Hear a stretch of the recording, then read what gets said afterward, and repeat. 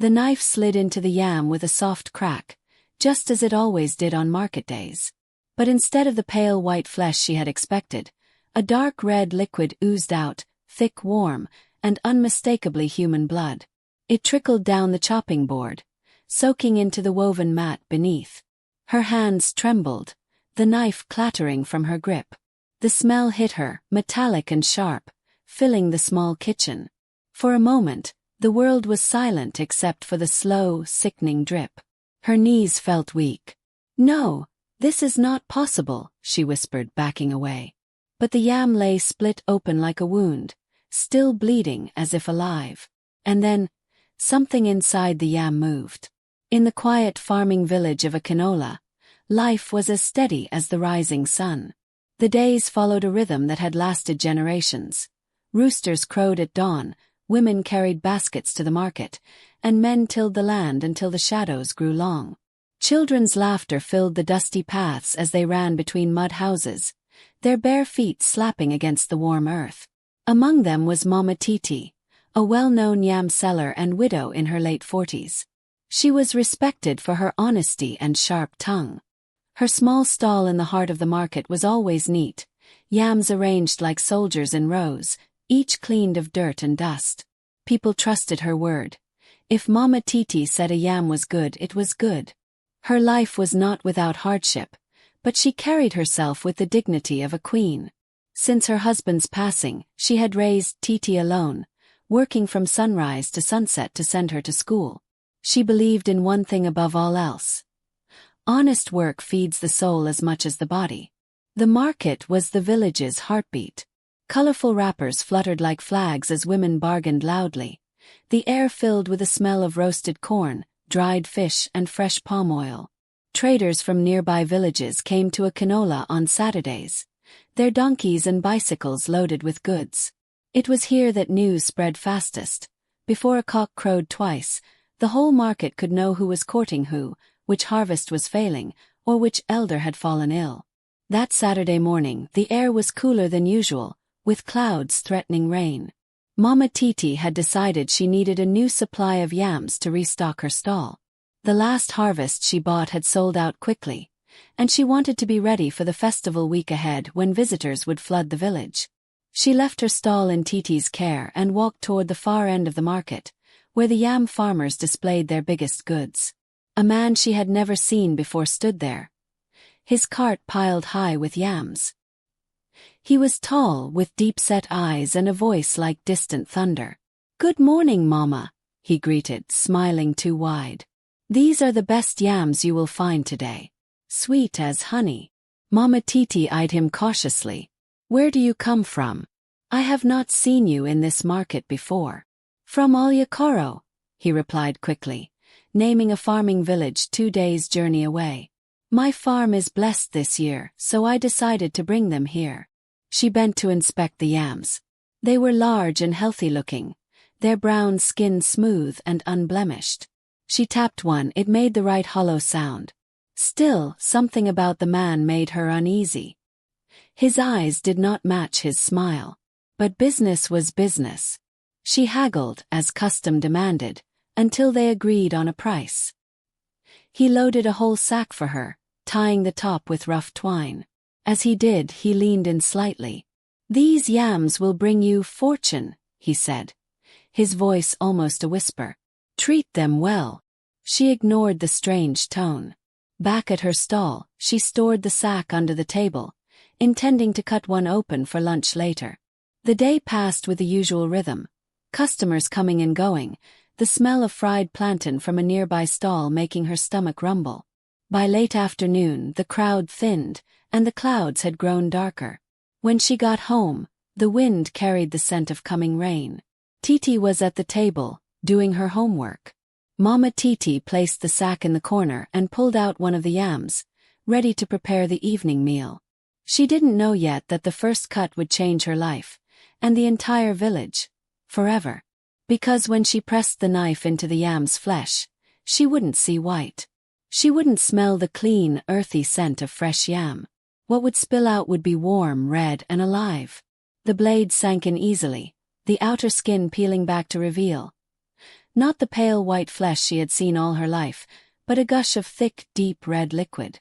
It poured out so fast that it splashed onto her hands, staining her wrapper. Mama Titi froze.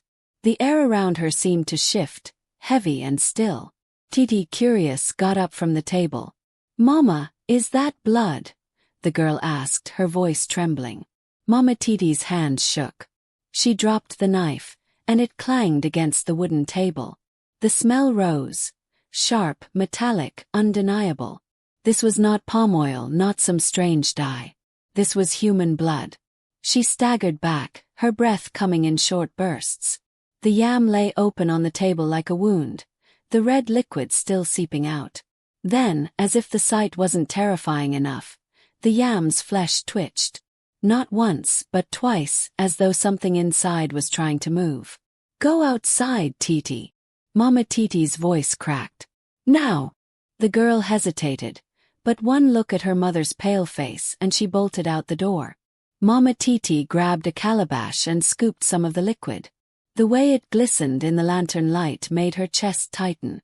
She had seen blood like this only once before, years ago, when a young man had been brought to the village square after a terrible accident. She looked at the sack in the corner. Her stomach turned. How many more of those yams were hiding whatever curse this was? Just then a loud knock shook the door. He jumped. "Mama Titi, are you inside?" It was Baba Alau, her neighbor. "The market man you bought from. Someone said he was asking for you before he left." Her skin prickled. Why would a stranger, already paid, come looking for her again? She glanced at the bleeding yam, then at the sack in the corner. The room felt smaller, the shadows darker. Could it be that this wasn't just an ordinary purchase? That night, the rain came heavy, pounding the roof. Mama Titi sat awake, staring at the sack. Her thoughts chased themselves in circles. If the man was from Olyakoro, why had she never heard of him? Olyakoro's farmers often came to a canola, but none spoke of a blessed harvest like his. And why did his eyes seem so cold? By midnight, she had made up her mind. She couldn't keep this to herself. At dawn, she would take the yam to the village elders. But before she could rise from her seat, she heard something. From the sack. Faint, wet thump. Then another. She crept closer, her breath shallow. Slowly, she reached for the twine that tied the sack shut. But before her fingers could touch it, the whole sack shifted, as if something inside had just woken up. The sack moved again, slow, deliberate, like something inside was trying to stretch. Mama Titi's hands flew to her mouth. She backed away until her back touched the wall, her eyes locked on the burlap bag. She could hear it now, wet, squishy sounds, as though the yams were pressing against each other. Then came the faintest of whispers. "Mama!" Her knees almost gave way. That voice. It was soft, trembling like a child's. But Titi was asleep in the next room. She grabbed the lantern, its dim light swaying with her shaking hands, and stepped toward the sack. Her heart was pounding so hard she could hear it in her ears. Another whisper. This time clearer. "Let us go." She dropped the lantern. It rolled away, casting wild shadows across the room. That was enough. She wouldn't wait for daylight. Whatever was in there, it didn't belong in her home. By the time the first hint of dawn touched the sky, Mama Titi had wrapped the bloody yam in cloth and placed it in a large calabash. She covered it tightly with a lid, tied the sack of remaining yams shut, and carried both to the elders' hall. The path to the square was quiet, save for the morning birds. But the weight in her arms seemed heavier than it should be, as if the yam was resisting her. The elders were already gathered for their early council, seated in a circle on low stools. The smell of burning herbs hung in the air. Baba Alyamide, the oldest among them, raised his head when he saw her. "Mama Titi, what troubles you so early?" he asked, his voice deep and steady.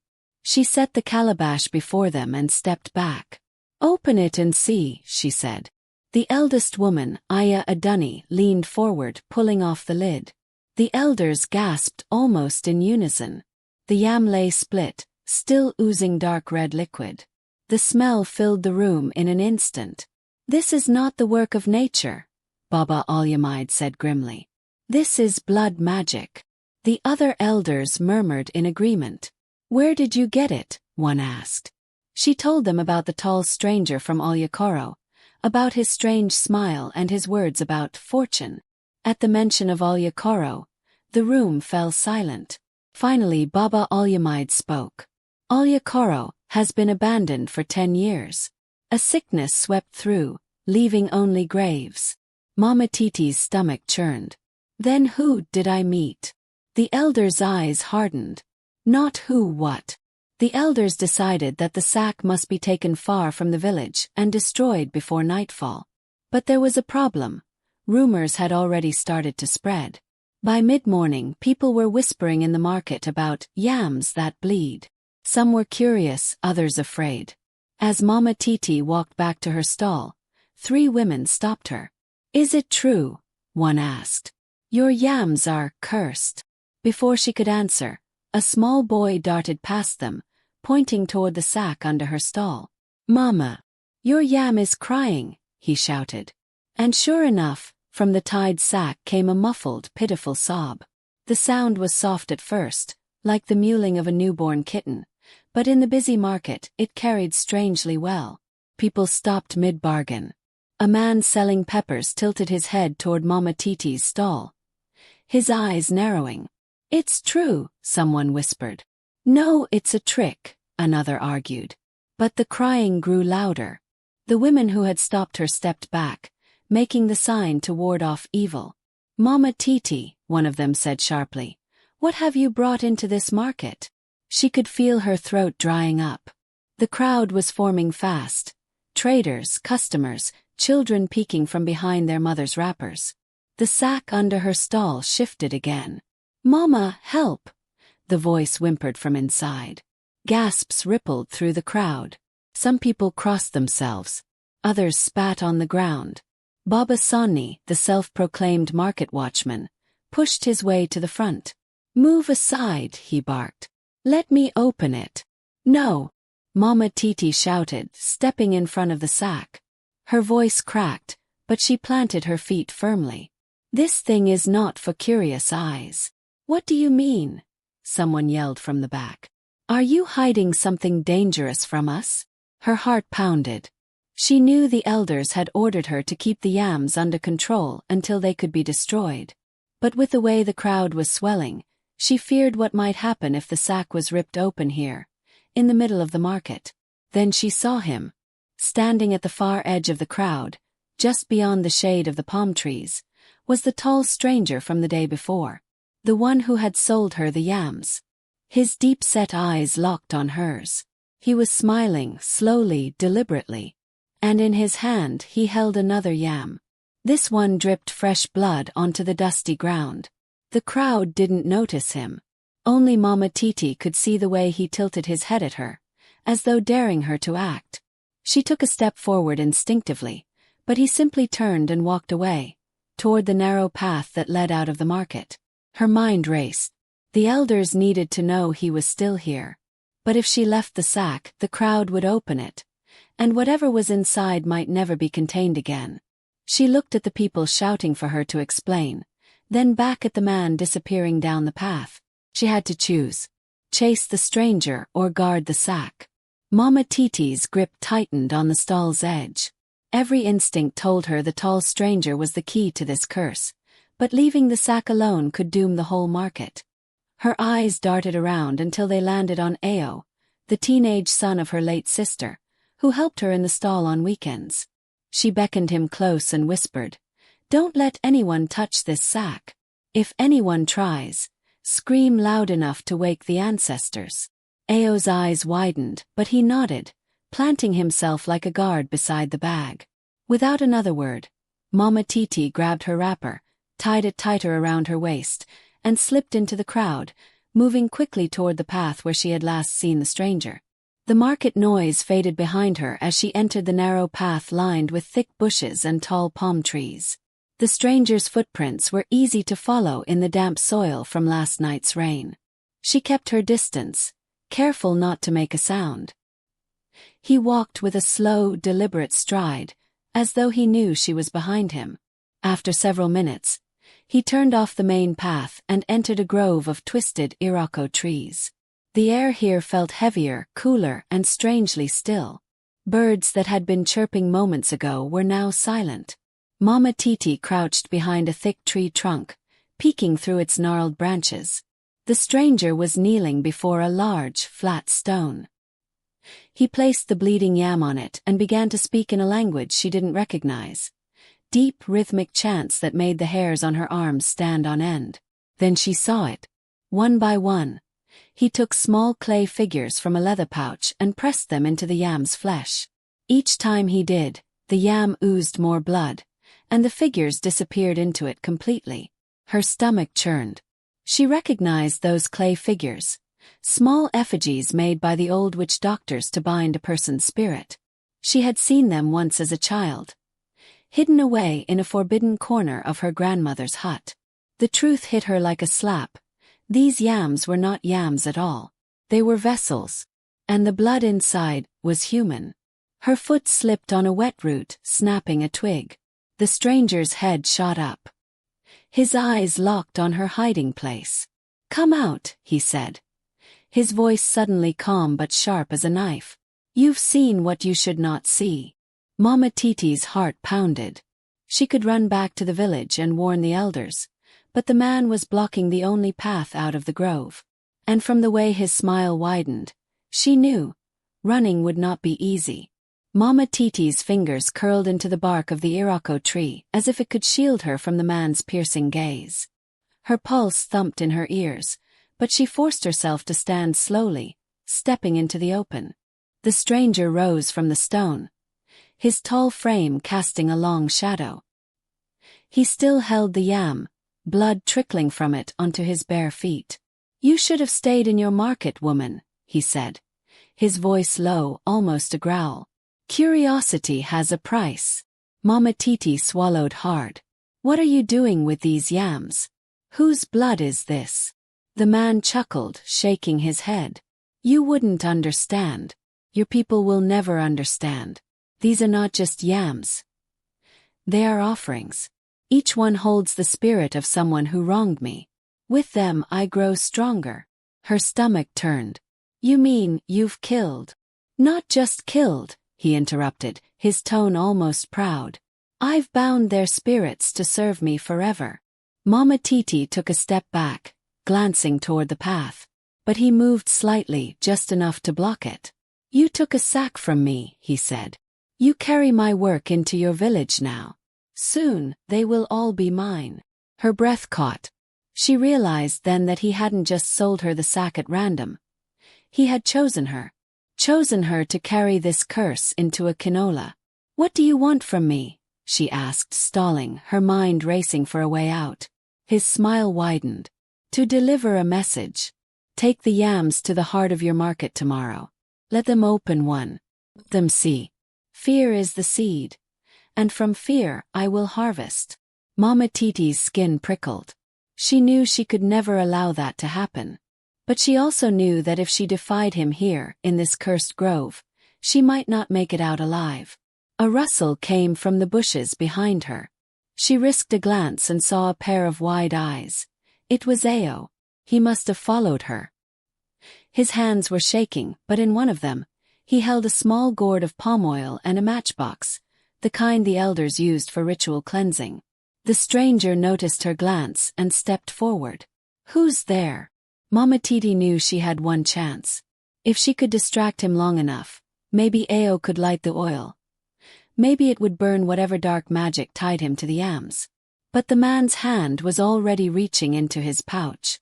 The clay figures clinked softly, and his eyes began to glow faintly red. The air thickened, hot and heavy, as if the grove itself was holding its breath. Mama Titi's mind raced through every story her grandmother had told her. Stories of spirits bound to objects, of dark magic that could only be broken by fire and truth spoken in courage. The stranger's glowing eyes locked on her, his lips curling into a slow, deliberate grin. "You will carry my gift to your people," he said. "Or you will join those trapped inside the yams." Mama Titi took a step forward, forcing her voice to be steady.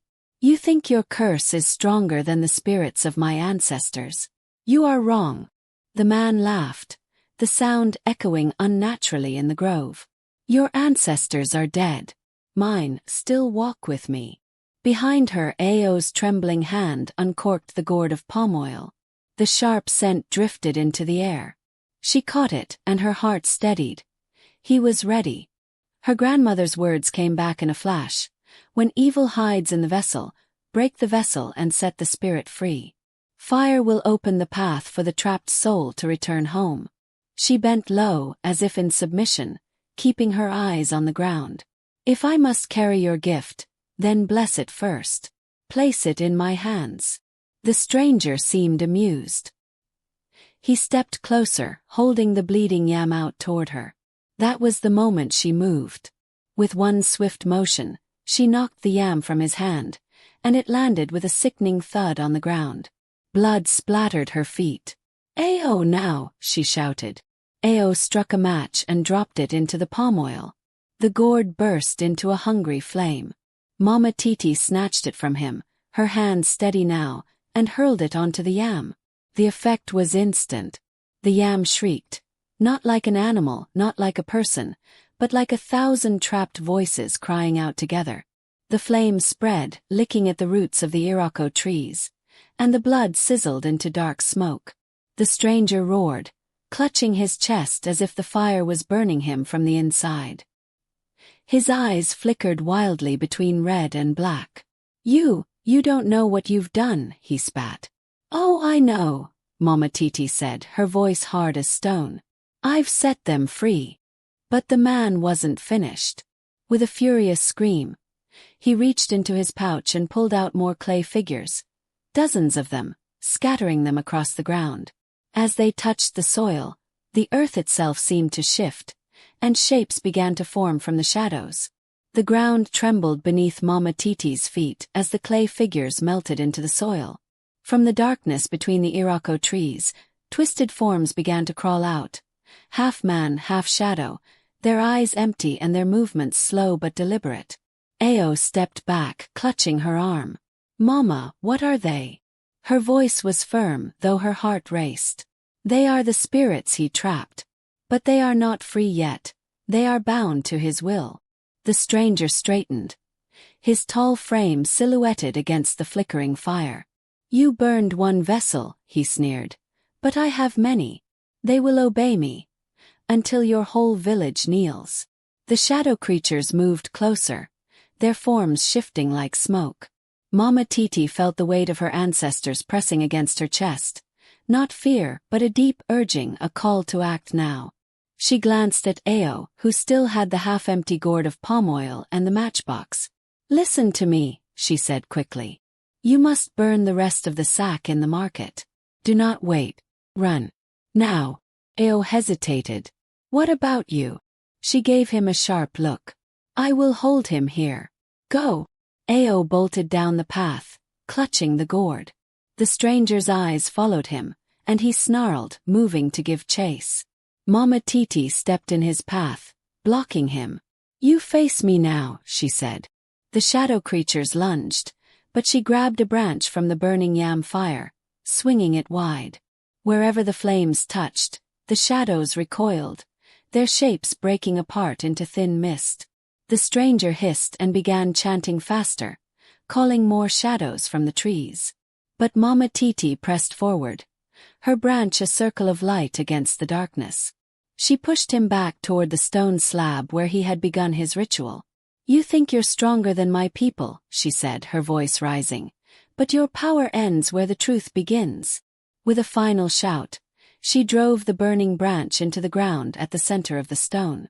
Flames raced outward in a ring, trapping the stranger inside. The shadows screamed as they dissolved into smoke, vanishing into the night air. The man staggered, his body trembling, his voice breaking. "No, they were mine." The fire roared higher, and when it died down, the stone was bare. The stranger was gone. By the time Mama Titi returned to the village, the sun was rising. She found the market square filled with smoke. Ao had done it. The sack of yams was gone, reduced to ashes in the middle of the open space. The villagers stood around, watching in silence, their fear replaced by relief. Baba Alyamide stepped forward. "You have done what even the elders feared to try. You have saved a Kinola." Mama Titi looked at the villagers, her people, and shook her head. "It was not just me. It was the courage to act, the strength to trust each other, and the wisdom of those who came before us." The lesson stayed in the village for years. When darkness comes, you do not face it alone. You face it together. And so, a Kinola returned to peace. But some nights, when the wind blew through the Irako Grove, people swore they could still hear a faint voice, whispering for someone to set it free.